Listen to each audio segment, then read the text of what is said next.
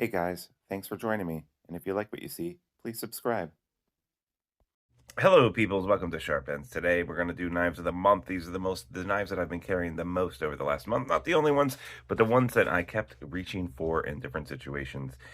This month, I have three fixed blades and three folding knives that I used the most. I definitely used a lot of knives this month besides these, but these were definitely the ones that I was using a lot, and they have some similarities in some aspects, especially the fixed blades, and we'll go over that. But first, I'd like to ask you to smash that like button, and please leave a comment. Really helps the channel, and as always, thank you to my Patreon supporters. So we'll go with the classic and probably the oldest knife on here, and that is just the Chris Reeves and Cozy Classic. Of course, this is the Mini. I literally got this just because I was starting off a knife channel, and I was like, you have to know what an Inkosi is about. So this might be the first knife that I ever bought that was over $400, and I literally bought it just to see what everyone was talking about. In general, I don't carry this knife a lot, but I saw it there, lonely in my tool, in my knife drawers, and I just said, you know what, I'm just going to go ahead and carry this for a while. It's a great knife. It really is. A little bit of a hollow grind. It's very easy to use. However, I mean, you can flick it out, but really, it's got that what they call the piston feeling to it, where when you open it, it's just so engineered with such tight tolerances that you really just have to kind of roll it out. And it's not the worst thing in the world. Um, I definitely think there's a tax for that little CR stamp on there of about $50 to $100. However, the machining is extraordinary. Even the crowning on top of the knife I have come to really enjoy and appreciate. And the jimping too, like everything, just lots of little features. You can't knock it. And really, if I had one pocket knife, this would be absolutely fine. Is it overpriced? Yeah, I definitely think it is overpriced. But if you're going to have a YouTube channel about knives, you got to have at least one Chris Reeves knife. So I carried it around and I appreciate it some more. And I still think it's pretty darn cool. But it's not for everyone. Um, let's talk about this guy here. This is the Overland Sport. I haven't done my review for it yet, but I've been carrying around. This might honestly be the sharpest, or at least in the top 5 sharpest knives I've ever gotten from the factory. This is also supposed to be the HRC, supposed to be between 63 and 64. So TJ is doing a great job on his heat treat on this, and I mean, just utterly sharp. The more and more, and this is one of the themes of my fixed blades this month, the more and more I carry fixed blades and knives, I really come to appreciate the versatility of the sheep's foot with a little bit of rounding on it. And this sport edition is both sexy because I love the colors and practical and fits in my pocket. I put an ulti clip on it and it just slides in there and disappears. And I just love it. I'm going to give a full review of this, so I don't want to go into too much detail, but it's been a joy to carry this around with the excuse that I need to review it. Speaking of that, I just started carrying this. This is the Hogue Deca. I've had it for a long time. I've totally customized it. I replaced the scales. I replaced the thumb studs. I replaced the pocket clip. Hogue Deca is, when I reviewed it the first time, I said this is probably the best deal that you can get out there in the pocket knife world. I think it's like $120, American made, with the plastic handles, obviously. USA made, and it's Magna Cut. There are other things that are in that range right now and quality. This kind of was the OG. The action on it on the bar lock is amazing still. I really like the blade shape, very thin behind the edge. And I just use it. And again, look at that blade shape. I find it very practical for the kind of work I'm doing lately in the shop, building things, doing a lot of carpentry.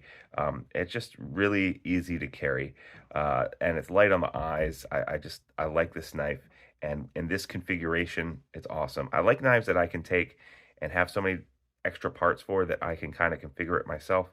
Really enjoy that kind of aspect of the knife world. I haven't gotten one in a while to do that to, but when it does come up and I go whole hog and I make it for myself, it usually becomes a piece that I absolutely love, and I do absolutely love this knife, even though it's dead simple.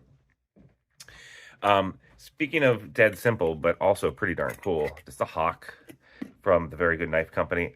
He just moved shop, so I don't know if he has anything in stock right now, but Very Good Knife Company, definitely check them out.